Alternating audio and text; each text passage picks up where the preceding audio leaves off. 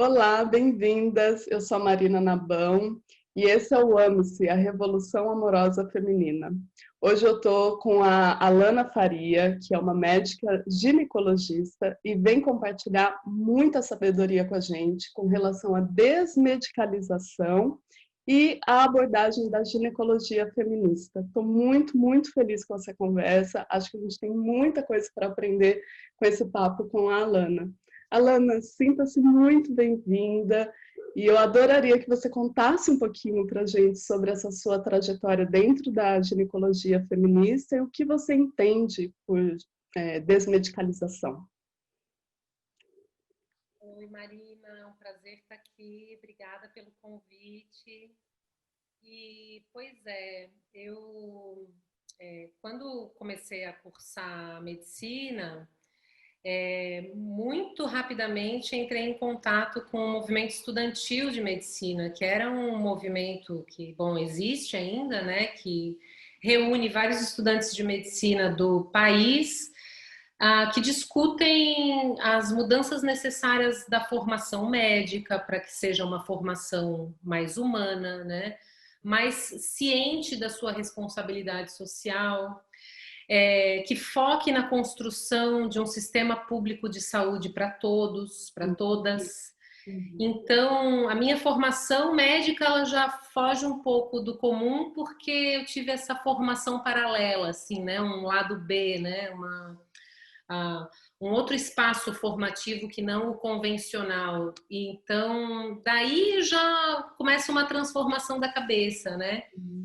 E quando eu terminei a faculdade, eu fui fazer residência em ginecologia e obstetrícia, muito ligada às questões de parto humanizado e a mudança necessária, né, da assistência ao parto, mas ainda com pouco contato com as transformações necessárias dentro da ginecologia, né? A gente estava vivendo naquela época, assim, 2011 eu fui fazer residência, estava muito... Não, 2011 eu terminei. 3 anos antes disso, né? 2009, 2010, 2011. Muito focada nas questões de violência obstétrica e de como era necessário a gente mudar esse modelo para incorporar a presença de enfermeiras obstetrizes, das doulas, né? E oferecer um parto menos violento, um parto que focasse nesse evento, né, como um evento ritualístico para a família e menos como um evento médico, sabe? Então, foi só quando eu terminei a residência e fui fazer um mestrado na saúde pública em São Paulo que eu conheci o coletivo feminista Sexualidade e Saúde, que é o que eu chamo de meu laboratório de práticas, que é um espaço que funciona desde a década de 80 em São Paulo, oferecendo atenção integral à saúde das mulheres numa perspectiva feminista, né? O que isso significa? Significa reconhecer as situações de opressão pelas quais passamos enquanto mulheres, e não só mulheres, mas também mulheres cis, mas também homens trans que precisam de assistência ginecológica, né? Mulheres que amam mulheres, as mulheres que vivem à margem na nossa sociedade, né? As pessoas que vivem à margem na nossa sociedade que não encontram respaldo e eco e assistência digna, respeitosa, dentro do espaço convencional de saúde. Então, essa prática construída desde a década de 80 no coletivo tem a ver com responder às necessidades dessas minorias, prover acesso que seja baseado em evidência científica, ou seja, as práticas, tanto das rotinas médicas, né, os famosos check-ups ginecológicos anuais que a gente recomenda no Brasil, sabe? Que carecem de evidência científica, né? São questionados, são explicados, o atendimento ele é mais horizontal, não existe essa relação vertical entre profissional e pessoa atendida, né? Existe um lugar onde o profissional é visto como uma pessoa que traduz evidência científica, traduz fisiologia, coloca isso na mesa e diante de uma conversa, né, e informação, a pessoa tem acesso à possibilidade de fazer escolhas, né? baseadas em informação, em evidência. Então, isso é uma coisa diferente também, né, do que a gente chama de... Eu chamei de ginecologia feminista o que eu faço, né? A gente pode falar de ginecologia para autonomia. Hoje se fala muito de ginecologia natural, né? Que é algo que é um dos pilares do atendimento do coletivo também. Mas a gente não designa o que a gente faz como ginecologia natural, porque isso é limitar, assim, o entendimento do que a gente faz, né? Porque um dos pilares do nosso atendimento é usar de práticas naturais, e aí conforme cada profissional tem aí sua construção de trajetória, né? Eu tenho uma formação, uma especialização em medicina tradicional chinesa. Que bacana! Tem profissionais que vão trabalhar mais com Ayurveda, com homeopatia, né? Mas em geral a gente tem muito uso de práticas naturais vindas da fitoterapia, principalmente porque a gente considera que isso traz autonomia. Poder plantar uma babosa no chão da sua casa. Bom, ter chão já é um privilégio, né? Mas que seja num vaso, né? Se você pode plantar uma babosa, uma alfavaca anisada, 1000 folhas, a cana do brejo, espinheira santa, falando da nossa flora brasileira, né? A gente já tem metade dos tratamentos para os problemas mais comuns em saúde da mulher. Então, esse é um outro aspecto importante, né? E a gente vive, como mulheres de camadas médias, uma medicalização gigantesca, né? Que é um contrassenso, porque as mulheres de camadas populares, elas sofrem às vezes da falta de determinados exames, e a gente vive de excesso, né? Vive de rotinas anuais, de excessos de exame, de diagnósticos que nem deveriam ser feitos, tipo pequenos miomas, pequenos cistos mamários, né? E a gente vive com esses rótulos, né, de doença, sem focar no que são os aspectos necessários para produzir saúde, né? Sem focar naquilo que é essencial. Como são as suas relações de trabalho, as suas relações com o companheiro ou com a companheira, como é que você se relaciona consigo mesmo, consigo mesma, né? Para produzir saúde, suas relações de alimentação, de prática física, de produção de saúde mental, né? Então... para falar, quando a gente fala em desmedicalização, a gente está falando em focar naquilo que é essencial e tirar um pouco desses excessos, né? Inclusive dos excessos que vêm com uma roupagem diferenciada, sabe? Dizendo-se naturais, mas que acabam promovendo excessos de autoinvestigação, excesso de preocupação, excesso de tratamento mesmo, né? Pode ser com óleo essencial, inclusive, ou com uma fitoterapia, mas pode ser excessivo se você está criando doença onde antes não existia, sabe? Então, é sobre ser mais livre, desmedicalizar. É sobre viver com liberdade, com mais grana para gastar onde precisa. É sobre isso. Sim. Eu tô te ouvindo aqui e pensando, gente, eu queria uma médica dessa para chamar de minha. Porque a minha vivência com médica ginecologista foi essa super da medicalização, de todo ano tem que ir fazer 1 zilhão de exames que a gente nem sabe para que está fazendo. Qualquer coisinha é pomada, é remédio, é não sei o quê, é antibiótico, quer dizer, foi o oposto disso que você está falando. Mas eu estou ouvindo nessa fala também, até quando você traz a questão da autonomia, da sua especialização em medicina tradicional chinesa, outras pessoas com Ayurveda e tal, eu estou ouvindo aqui um pouquinho de medicina integrativa. É isso? Esse nome medicina integrativa, ele pode ser usado às vezes também para medicalizar, sabe? Porque tem gente que trabalha com medicina integrativa e funcional ou anti-idade, né? E acaba fazendo propostas medicalizadoras. Por exemplo, te dá pequenas doses de hormônio de tireoide, pequenas doses de corticoide, colocar um implante hormonal, com a ideia de que isso gera longevidade, isso é altamente questionável. Primeiro porque não existe evidência científica que justifique isso. Mas se a gente pensa uma medicina integrativa, pensando que é um pouco do que eu faço, né? Que é integrar conhecimento da racionalidade científica com conhecimentos tradicionais e a integração desses saberes, eu acho que sim, né? Ou se a gente pensa em medicina integrativa como uma medicina que busca pensar qualidade de vida a partir daquilo que você faz no seu cotidiano, eu acho que é por aí. Mas... Aí, como tudo, né, Marina? Tá tudo em transformação, em revolução. Muita gente querendo vender um pouco do seu peixe e dizendo, não, o que eu faço é diferente, né? E a minha concepção é assim, ó, quanto menos melhor. Tá? Inclusive, excesso de prevenção, sabe? Excesso de... Não, mas eu trabalho com a medicina anti-idade, você vai dosar todas as vitaminas e micronutrientes e vai tomar essa suplementação caríssima todo mês. A minha proposta é o seguinte: você descasca mais do que desembala? Consegue comprar orgânico? Então pense nisso.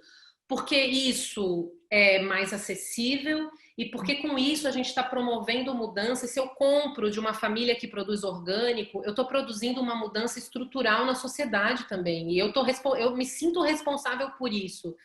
Mas se eu te digo, compra esse suplemento que custa R$1.000 por mês, eu estou me comprometendo com uma outra indústria, que é a indústria da suplementação, que é uma indústria trilionária. Então, quando eu escuto, às vezes, as pessoas dizerem, não, mas é porque para a medicina não é interessante que a gente pense na prevenção de doenças e por isso não é interessante pensar nesse excesso de suplementação, né? Eu vou dizer não existe evidência científica que corrobore essa prática de suplementações excessivas que está um pouco ligada a essa noção de medicina integrativa, pelo menos no Brasil, tá? Eu não sei se nos Estados Unidos talvez esse termo seja usado para abarcar outros tipos de prática, né? Então... Aqui, o que eu vejo, o meu marido é médico pediatra e ele trabalha com medicina integrativa. E o que eu vejo é que existe de tudo, assim como no Brasil.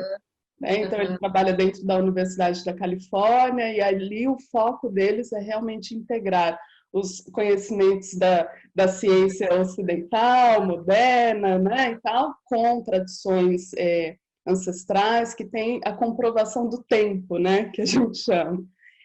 Mas tem aqui a indústria dos suplementos, aqui que o negócio ficou grande, né? Então, também tem... Como? Desculpa. É o berço, né, dessa indústria. Então tem de tudo, mas o que eu fico pensando, Alana, que me chama muito a atenção nesse seu trabalho, nessa sua fala, é justamente esse aspecto. Eu vou usar uma palavra que está tão desgastada, mas eu preciso usar essa palavra, que é o empoderamento da mulher, da pessoa que está sendo vista, atendida por uma médica que olha para ela e dá as ferramentas, explica, educa. Eu estou ouvindo até um papel meio educativo aí, né? Para que essa mulher tenha um pouco mais de apropriação sobre o próprio corpo e possa ter o poder de tomar decisões, ter o poder de discutir, de conversar, né? Como que é isso quando a gente olha para populações historicamente marginalizadas, populações historicamente oprimidas? Eu sei que você trabalha muito no SUS, então eu imagino que você atenda majoritariamente essas populações. Qual que é a sua experiência dessa aplicação do que você está chamando de ginecologia feminista, que é um nome maravilhoso, para essas populações? O que você tem visto? Então... historicamente, a ginecologia se constrói sobre essa construção de um corpo da mulher que é potencialmente defeituoso e que vai precisar de uma correção para funcionar bem, mas também serve para justificar o papel social da mulher, né? Lá para o século XVIII, XIX, quando surge a ginecologia, o que acontece é que esse discurso e narrativa biológica do corpo que não funciona, ele serve para uma justificativa social. Então, é a biologia justificando esse lugar de inferioridade para manter a mulher dentro do espaço doméstico. E essa, claro, que é uma grande discussão, né? Porque o espaço doméstico é um espaço muito importante, né? O espaço onde a gente educa crianças, é o espaço onde a gente cozinha, e tem práticas que podem ser de consumistas ou que podem ser de produzir as nossas próprias coisas, mas a questão é que isso nunca foi pago, isso sempre foi considerado trabalho de mulher e, portanto, de menor importância. Se fosse diferente, se fosse dada aos homens esse papel, talvez a gente já tivesse, como diz uma amiga, já tivesse grandes indústrias, né, de produção desse saber, desse conhecimento e de práticas, né, e tivesse transformado essas coisas em um negócio. Mas como não foi o caso, a ginecologia serviu para criar, né, essas justificativas. Então, historicamente, a gente é alienada dos nossos corpos. A gente não sabe como eles funcionam. A gente considera coisas que são fisiológicas e eventos normais como eventos médicos, sobre os quais a gente sabe muito pouco. Os médicos tiraram da jogada essas mulheres que tinham esses grandes conhecimentos, né, as parteiras, os conhecimentos sobre as ervas, sobre o parto, sobre as possibilidades de abortamento também, inclusive, né? Tiraram essas pessoas da jogada para inaugurar esse conhecimento científico e alienar as mulheres, né? Dos seus ciclos, dos seus eventos fisiológicos. Então, essa medicina, essa ginecologia feminista, o que a gente produz no coletivo, né, objetiva resgatar esse poder para as pessoas, né? Então, desde o exame físico, isso se aplica tanto a mulheres de camadas médias quanto às mulheres que a gente atende no SUS, né? Oferecer um espéculo na mão dela e dizer, olha, você tem acesso e tem direito a ter acesso ao interior do seu próprio corpo. Você não precisa de um médico para fazer isso. Sim. Claro que, às vezes, para uma mulher de camada média, isso já é uma necessidade, ela já está ouvindo isso em rede social, ela já me procura sabendo que essa vai ser uma parte da consulta. Para as mulheres que a gente atende no SUS, às vezes isso vai ser uma surpresa, mas uma surpresa grata, tá? Porque a verdade é que todas as pessoas estão ávidas por entender a diferença entre um corrimento fisiológico, uma secreção fisiológica e uma candidíase. Sim. Elas querem entender por que elas não menstruam fisiologicamente. Você pode explicar isso de uma maneira simples, acessível, porque ter acesso a esse tipo de informação é o que faz com que as pessoas sigam um determinado tratamento, sabe? E tenham acesso aos tratamentos básicos, né, para a sua saúde, de uma maneira mais acessível, e que elas tenham em casa essas coisas, sabe? Sem depender de laboratórios farmacêuticos, de grandes gastos, né? E a maioria das práticas relacionadas à produção de saúde, elas são simples. Então, isso é interessante para qualquer sistema de saúde, né? Tanto que o SUS, de forma muito pioneira, pensa a educação em saúde como uma estratégia muito importante, né? A prevenção de doenças. Mas isso se dá de uma maneira tão diferente nesse nosso Brasil, né? Eu vivo numa cidade que é Florianópolis, que tem uma atenção primária que é modelo para o resto do país. Agora, a gente sabe que isso se dá de maneira muito diversa, né? Nos diferentes territórios. Então, a maneira como isso chega e como é possível produzir, né, essas práticas tão revolucionárias e inovadoras, que é educar, né, que é muito Paulo Freireano, assim, se a gente for pensar, sabe? Que é parte da realidade dessa pessoa. Quem é essa pessoa? O que ela possui de ferramentas e de estratégias de resistência que a gente pode enaltecer, que a gente pode colocar um fogo na fogueira aí, né? É um pouco sobre isso que a gente está falando, sabe? E quando a gente fala sobre uma categoria historicamente oprimida, como é a categoria mulher, né? E a gente pode pensar também nos homens trans, a gente pode pensar nas pessoas trans de maneira geral, né? A gente está pensando em pessoas que precisam ter na assistência à saúde esse lugar potente de reconhecer como essa opressão gera doença, sabe?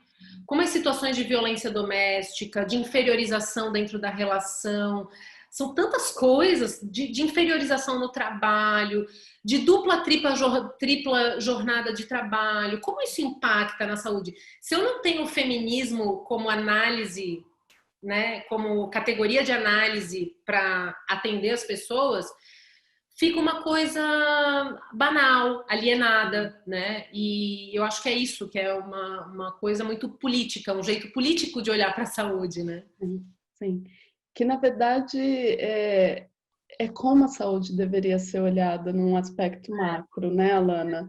Eu estou ouvindo você falar e eu fico pensando também nessa história do nascimento, né, da ginecologia aí, que tinha esse perfil de deixar, de provar que a mulher era mais frágil, tinha que ficar em casa, mas era uma mulher, né?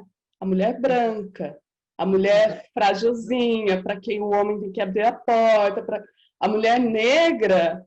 Primeiro, ela foi objeto de estudo e de tortura para que a ginecologia fosse inventada, né? As mulheres negras escravizadas, a gente sabe dessa história, que seria até legal se você pudesse comentar um pouquinho.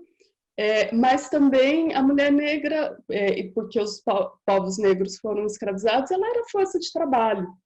Então eu fico pensando nessa diferença entre a mulher que é feita para ficar em casa e a mulher que é força de trabalho, que tem que carpir o mato ali, produzir e tal.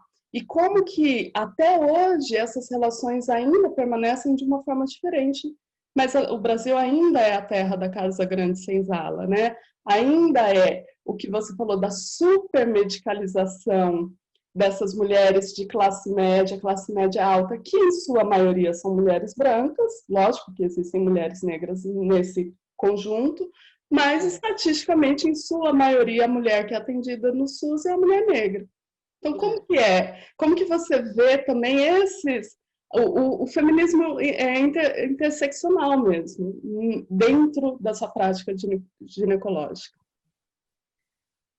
Isso é bem interessante, né, Marina? Porque quando a gente fala de racismo e racismo institucional, é bem importante nomear, e é bem importante que seja você que chame a atenção para isso, né? E isso! É fácil, como mulher branca, passar às vezes um pouco batido, né, sobre essa importante diferenciação, né? Porque é isso, a ginecologia ela se estrutura como ciência, utilizando corpos negros, corpos de mulheres negras para experimentações que seriam depois vendidas lá nos consultórios onde as mulheres brancas, né, que sofriam dessa opressão por viverem nesses ambientes confinados, tendo inclusive questões mentais importantes, né? As questões relacionadas ao que se denominou de histeria, todos os problemas mentais relacionados a situação específica social da mulher, né? E a ginecologia é uma prática que nasce muito voltada para resolver esses problemas, né? Dessa mulher. E não é à toa que até hoje seja isso, né? Porque, veja bem, uma mulher usuária do SUS, ela não recebe a recomendação de procurar seu ginecologista anualmente, até porque não existe um profissional de ginecologia para atender anualmente uma mulher. Cabe ao ginecologista dentro do SUS atender, dentro da estrutura, né, dessa lógica da medicina de família, da estratégia saúde da família, cabe ao ginecologista ser uma referência para esse profissional que é ou médico, médica de família, e a enfermeira, enfermeiro de família, que vão resolver 90%, 95% dos problemas de saúde, inclusive os ginecológicos. O ginecologista é um cara que é um cirurgião, ele vai fazer um ultrassom quando necessário, né? Só que não, a gente guarda na atenção primária e na saúde suplementar essa relação antiga deste médico que resolve, que é o portador dessa chave, né, para a vivência da nossa feminilidade saudável, mas que, na verdade, é uma coisa muito terrível, porque é o cara que também vai regular um determinado comportamento, né? Tem livros de ginecologia da década de 50, 60, que inclusive ensinam os ginecologistas a orientar as mulheres como fingir um orgasmo. Uau! Pela saúde da família. É uma lógica muito burguesa, né? Sim. Muito burguesa. E quando a gente olha, como você falou, né, para história de... A gente tem alguns exemplos, né? Betsy, Anarca, né, da história dessas mulheres negras que serviram para experimentação, em quem foram realizadas cirurgias sem anestesia adequada, múltiplas cirurgias, essas mulheres que foram expostas, né, como se fossem animal de circo. E a gente olha para a realidade atual, que é as mulheres negras morrem mais no parto, elas recebem menos analgesia de parto, elas morrem mais por abortos realizados em insegurança, né? Quando a gente olha para essa situação, não é à toa que a gente olha lá para trás e vê esse passado cruel, porque ele simplesmente se perpetua, né? Esse racismo institucional, se a gente não olha para isso como um problema estrutural que precisa ser resolvido, a gente fica só fazendo uma coisa meio de cena, sabe? Porque esse é um problema muito estruturante, né? A gente fica num reformismo, era a palavra que eu queria achar, né? E reforma é diferente de revolução, né? Para fazer revolução... E o nome do teu programa é Revolução Ame-se, né? Ame-se, Revolução Amorosa Feminina. Quando a gente fala em revolução, então é um nome muito apropriado, né? Quando a gente fala em revolução, a gente está falando em cortar problemas estruturais pela raiz, né? A gente está falando em radicalidade. Quando a gente fala em reformismo, é isso, não... Veja bem, olha só que lindo que pode ser, a gente te dá um espéculo na mão. E se eu fico só nisso, eu tô numa superficialidade, né? Então, abordar o racismo estrutural da nossa sociedade, o racismo científico, né? Que era esse lá que associava uma genitália, né? A vulva, ou os lábios internos grandes, com uma deficiência mental, né, para justificar, e associava isso a uma mulher negra, a gente está corroborando com essa história de um racismo científico que se perpetua, né? Que é essa história de achar que mulheres negras têm menos dor e por isso precisam de menos analgesia. Olha que cruel. Sim. Que cruel. Muito cruel.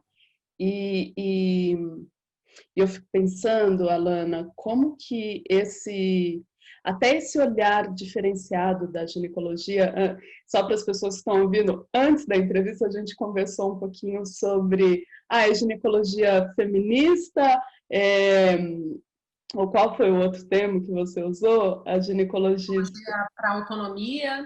Não, é a ginecologia de família, né? Falando do médico de família, né? Então, até essa mudança desse olhar do papel do profissional de saúde que acompanha o desenvolvimento dos seus pacientes, das suas pacientes, de uma forma que é holística, mas não é só holística, né? De uma forma completa.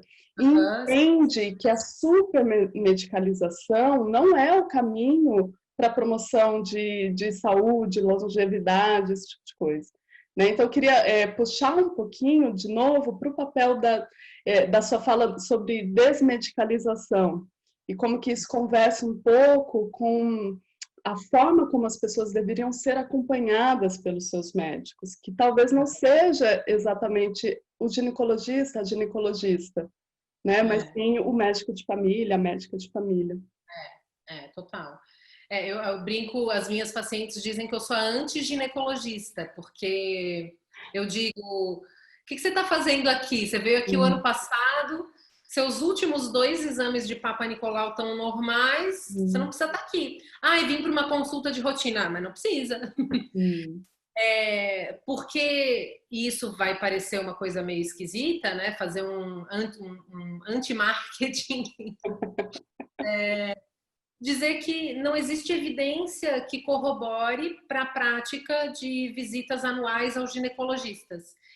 Isso, na verdade, e a gente está falando para uma população de camadas médias, né? Só aumenta a chance de você sofrer de uma hipermedicalização, tá? Porque é isso, você não tem queixa nenhuma, você só vai para uma consulta de rotina e a prática, em geral, vai ser pedir um monte de exames desnecessários, que também carecem de evidência. Alana, mas então o que uma mulher em idade reprodutiva deveria fazer anualmente de exame de rotina? Praticamente nada. Exames sorológicos de IST, HIV, sífilis, hepatite B e C.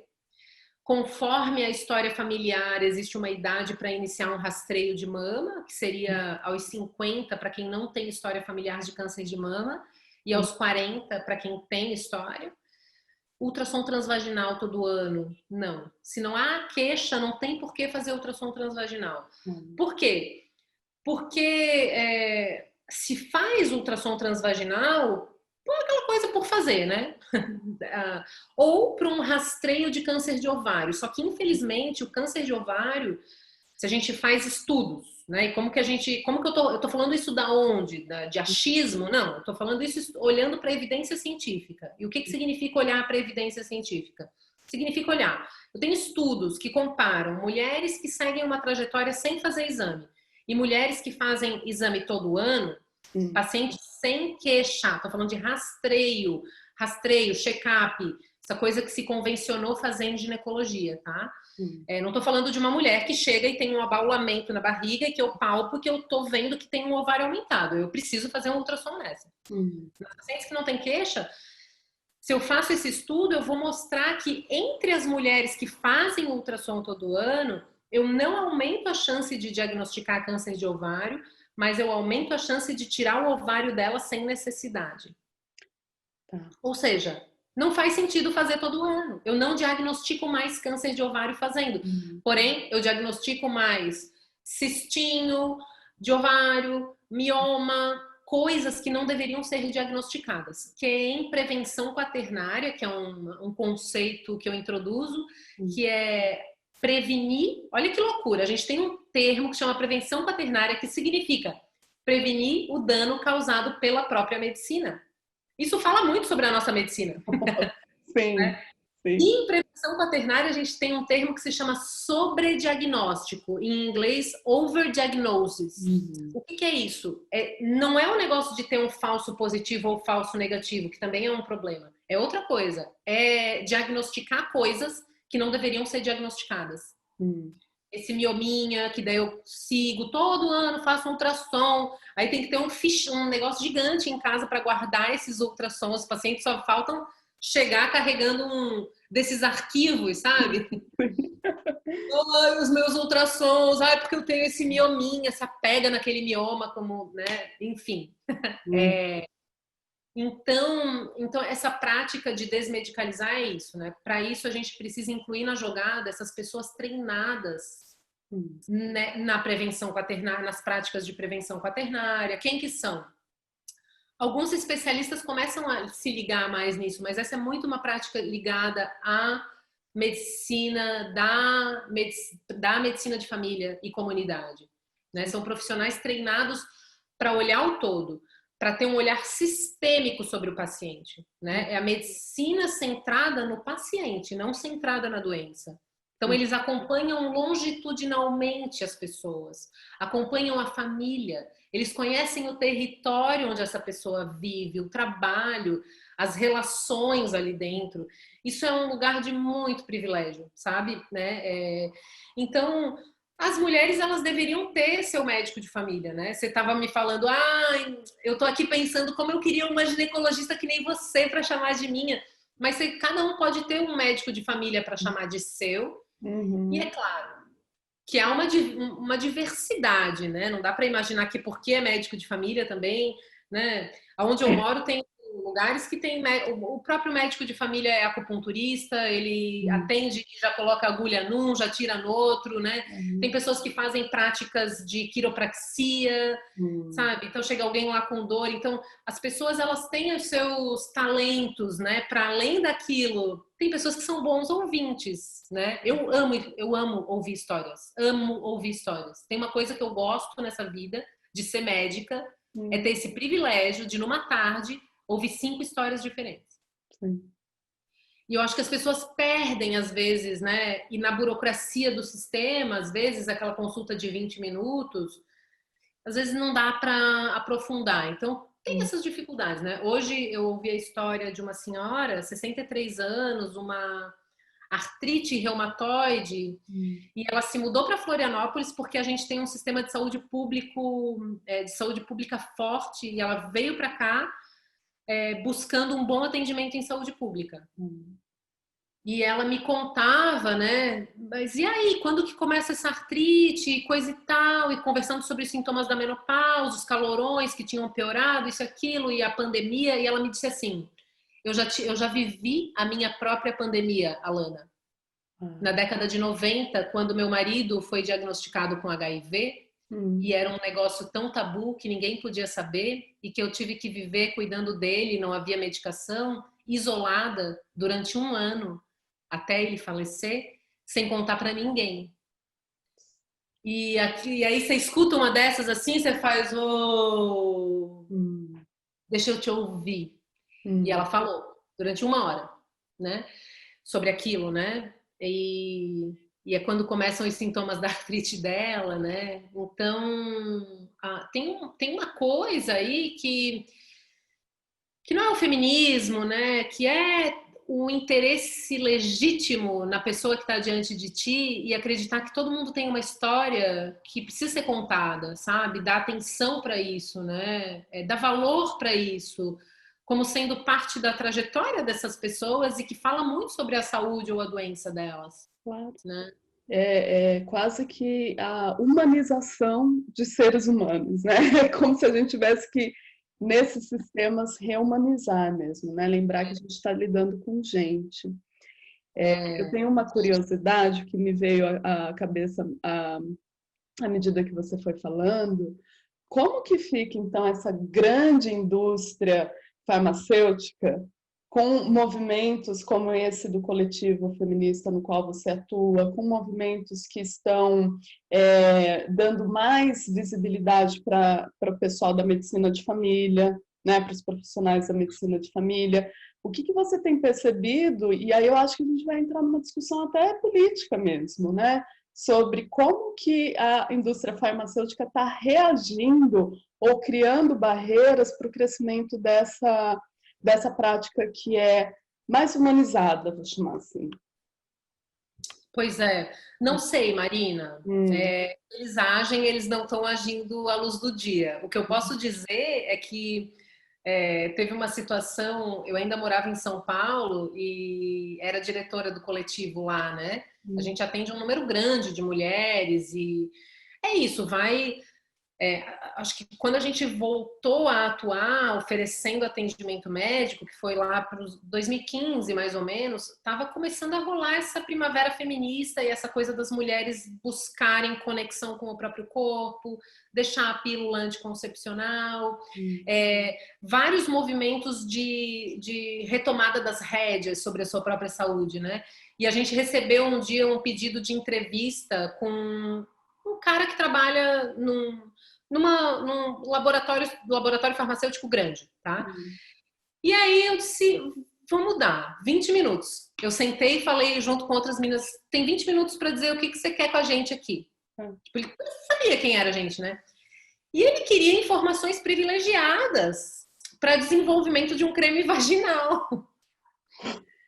E aí, no meu consultório aqui, eu tenho um quadrinho que é livre da influência de laboratório farmacêutico, porque bom, só isso dava uma outra conversa de 1 hora, né? Sobre como a indústria farmacêutica age na formação médica, na produção de evidência científica, como são eles que pagam, né, a maior parte dos estudos e decidem os estudos que são publicados ou não, sabe?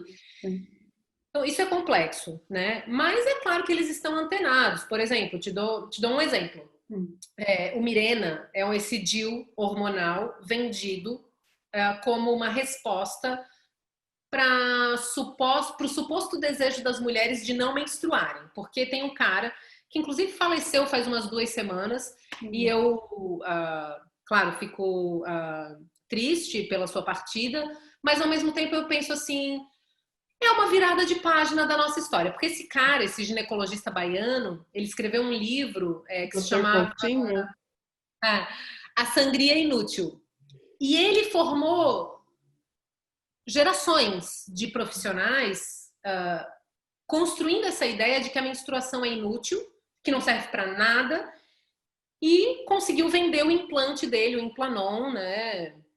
E colocar isso, né? Inclusive começar a incluir isso dentro da rede pública, sem a gente questionar que, opa, pera, né? A menstruação é um sinal vital.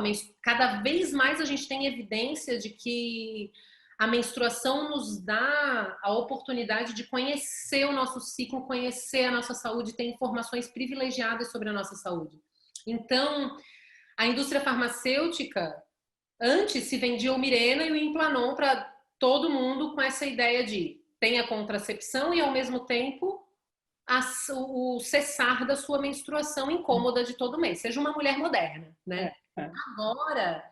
Agora tem dispositivos intrauterinos, DIUs, né, que a gente chama de SIL, quando ele é hormonal, com uma dose mais baixa de hormônio para permitir a ciclicidade, a menstruação. Ou seja, eles estão ligados, não na gente, né, mas nessa fuga dessa medicalização e da necessidade de estar em contato com seus próprios processos fisiológicos, né? Mas, é claro, a Sociedade Brasileira de Medicina de Família, né, não sofre do assédio que outras especialidades sofrem, porque seus congressos não são pagos por indústria farmacêutica, né?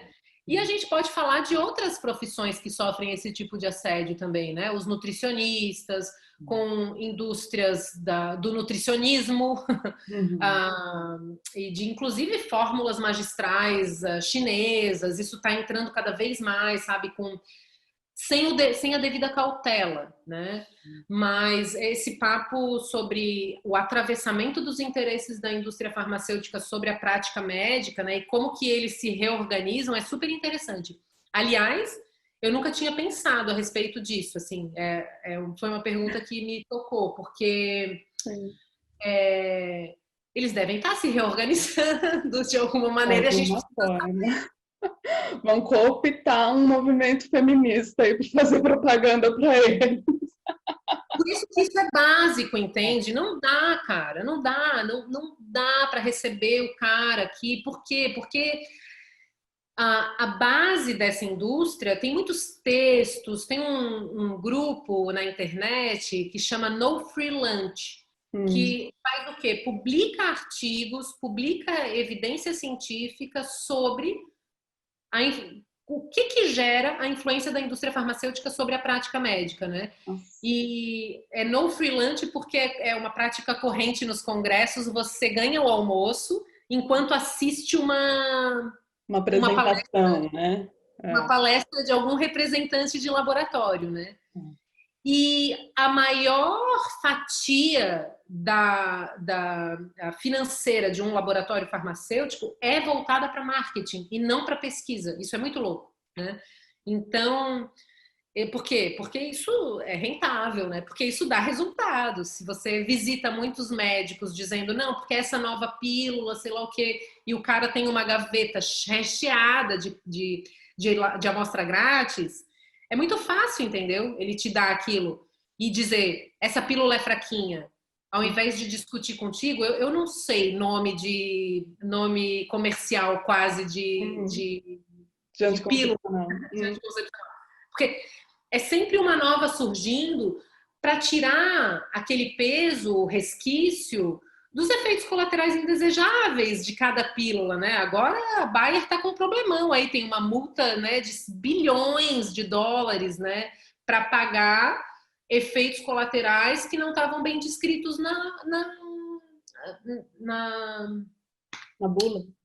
na bula. Sim. Na bula, e principalmente relacionados a trombose, eventos graves, que só vieram à tona porque as mulheres começaram a se conectar em rede. E a gente começou esse grande estopim, esse grande movimento de vamos deixar a pílula e vamos buscar métodos não hormonais, que é uma grande revolução atual dentro da ginecologia, né? Esse novo olhar sobre os efeitos deletérios da pílula, sabe? E dos efeitos possíveis benéficos de ciclar, de entrar em contato com o próprio ciclo, de pintar o rosto, de fazer pinturas na parede com a sua própria menstruação. Então, as mulheres, de olhar a própria menstruação num copo coletor, numa calcinha menstrual, de plantar a sua lua, né? Que são rituais que estão dizendo o que pra gente? Não interessa o que eu penso como ginecologista de que uma mulher passe a menstruação no próprio rosto. Não interessa. O que interessa? Cara, as mulheres estão vindo de uma ressaca de centenas de anos, sabe? E estão dizendo assim, eu faço o que eu quiser com a minha menstruação. Eu menstruo. Isso é um grito, né? É um grito de dizer, o corpo é meu. Um grito de liberdade, né? De emancipação, né? E eu queria, a gente está chegando no final e eu queria fazer duas perguntinhas aqui. Uma, o que você gostaria que as mulheres que estão assistindo... Marina, ó, só um pouquinho, eu vou precisar colocar uma tomada aqui porque acabou... A gente deu uma caidinha, já voltamos, e eu estava fazendo as considerações, pedindo as considerações finais para a Alana. Alana, eu queria muito ouvir o que você tem a dizer para as mulheres e para as pessoas que estão assistindo essa conversa sobre a nossa autonomia dentro de uma consulta médica. E aí, seja ginecológica, seja médico de família, alguns pontos que a gente tem que ter em mente quando a gente vai consultar um especialista ou um clínico geral, que for, né? Para que a gente tenha uma posição de maior igualdade. Sim. Pode falar um pouquinho disso? Sim, isso é super importante. Eu tenho até um texto no meu blog, no site, que é algo como algumas maneiras de ter uma prática mais insurgente assim nas consultas médicas, né? Porque essa é uma questão importante.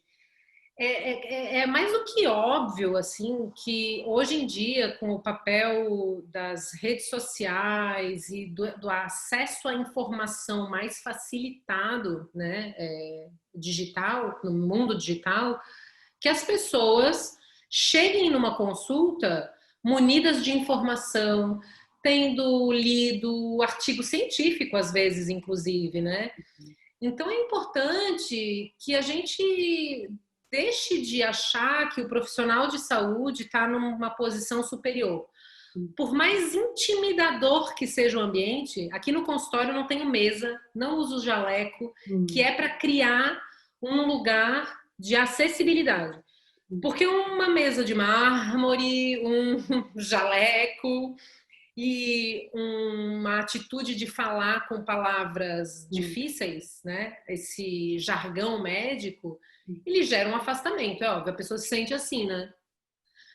Então, mas mesmo assim, é preciso levar em conta que essa pessoa está ali te prestando um serviço. Seja ele um servidor da saúde pública, de um convênio, ou que você pagou por uma consulta. Então, ele é uma pessoa que vai te assessorar. Então, ter essa noção de chegar numa posição de igualdade, escrever uma lista de perguntas, perguntar de novo. Não foi bem atendida, não volta para casa achando que isso é normal. Faça uma denúncia. na ouvidoria do plano, na ouvidoria do SUS. Porque é um negócio tão angustiante escutar de novo, e de novo, e de novo, violências praticadas em consultório, que eu começo a perguntar para as mulheres assim, o que você fez a respeito disso? Ah, é porque eu não fiz nada, porque... Não, pera. Então, a gente precisa, então, assumir o nosso lugar de vítima e vítima, às vezes, é um lugar confortável, entende? Uhum. Isso que eu tô falando é bem difícil, eu sei. Sim. Fácil você também dizer não, que eu sou vítima, porque eu venho em você. Cara, eu não quero que as pessoas venham consultar comigo. Eu quero que a gente mude o sistema. Sim. E para mudar o sistema para todo mundo, a gente vai ter que denunciar, vai ter que dizer que não foi legal, sabe? Então, eu acho que isso é bem importante, né? E usar o sistema público de saúde. Usar porque mulheres educadas que usem o sistema público de saúde, e a gente tem um programa, um sistema único de saúde que, mais do que um sistema de saúde, é um sistema que visa diminuir desigualdade. É um negócio tão revolucionário, sabe? Tão incrível, que não é à toa que seja tão interessante, que seja tanto um alvo de destruição. Porque ele é revolucionário. Porque ele distribui conhecimento, distribui saúde para que as pessoas possam questionar esse lugar de opressão que elas vivem, né? Então, eu acho que eu estou me estendendo e fugindo um pouco, mas eu acho que o que eu diria é que para ver uma sensação de autonomia, você precisa buscar um diálogo mais horizontal, sentir-se nesse lugar de eu posso fazer perguntas para essa pessoa não é nenhum Deus diante de mim, né? Ler, tá? Coisa que a gente ainda engatinha no Brasil, sites voltados para informação de paciente. Se você entra no NHS em inglês, tem lá informação para médico, informação para paciente. Nos Estados Unidos tem muitas coisas voltadas para esse público também, né? E a gente ainda engatinha. Por isso que é tão massa que a gente tenha blogueiros, o site do Coletivo Feminista é um site bacana de informação, a gente produz algumas cartilhas, né? Cartilha sobre HPV, ovário policístico, infecções sexualmente transmissíveis de maneira geral, que é o quê? Uma tradução de evidência científica para o público leigo.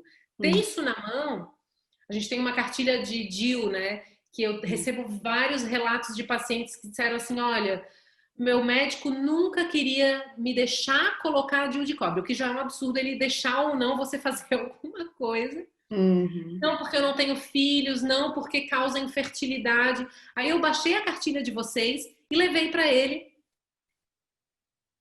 E ele disse, não, mas se você quer colocar, então a gente pode colocar. E conseguiu, né?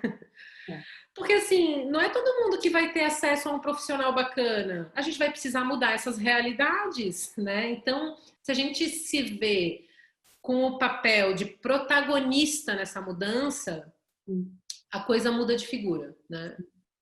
E o protagonismo requer autorresponsabilidade, né, Alana? Que é isso. Então, vá pesquisar.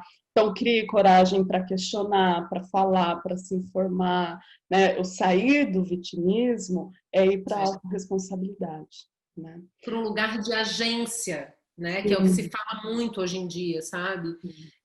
Que é, não, peraí, esse lugar de vítima, ele também pode ser utilizado contra a gente, né? Então, é importante que a gente saiba os tipos de opressão, que somos, sim, vítimas de violência doméstica, vítima de violência sexual, mas eu gosto muito do termo que a Shelley Colfe, se eu não me engano, não lembro exatamente o nome dela, mas é uma mulher brasileira que tem um grupo ela coordena um grupo de mulheres que sofreram violência sexual e ela fala, né, que são as incríveis mulheres que vão morrer 2 vezes, são sobreviventes.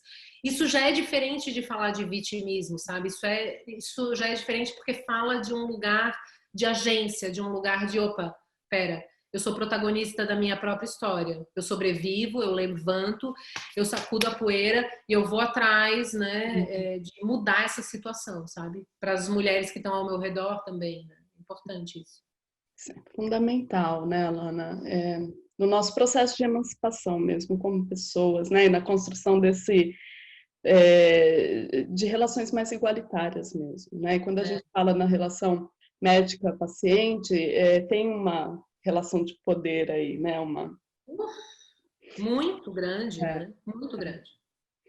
Mas a gente está chegando no finalzinho e a minha última pergunta, prometo, é como que você acha que toda essa discussão que a gente teve hoje sobre ginecologia feminista ou a ginecologista para a autonomia, eu sou pedagoga, então pedagogia da autonomia para mim é a minha bíblia, né? E como que tudo isso e a desmedicalização, como que isso se conecta com uma revolução amorosa feminina? O que surge para você? Olha, eu acho que talvez um pouco do que a gente conversou, sabe? Sobre construir autonomia sobre si mesma, né? Para haver revolução, que ela não seja só, não aconteça só no plano individual, que seja uma revolução para a gente, mas para quem está ao nosso redor e que muitas vezes vai ter mais dificuldade, né, de implementar essa prática, por exemplo, de um olhar mais igualitário, horizontal, sabe? Que ela possa ser para todas e todes, eu acho.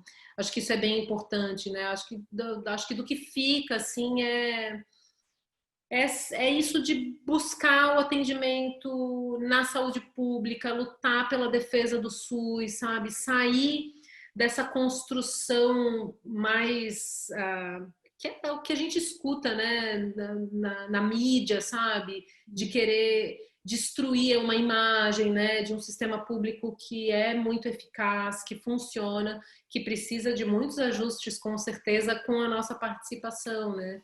Eu acho que é isso que fica para mim. Ai, que linda. Adorei, Alana. Muito, muito obrigada. Gente, para entrar em contato com a Alana, o site, Instagram, o blog também do Coletivo Feminista, a gente listou tudo aqui abaixo. A Alana faz uns vídeos geniais no Instagram dela.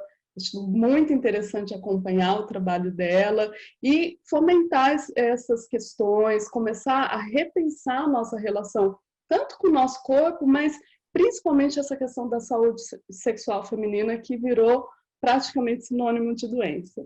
Alana, te agradeço imensamente pelo seu tempo, sua disponibilidade, compartilhar tanto conhecimento com a gente. Muito, muito obrigada.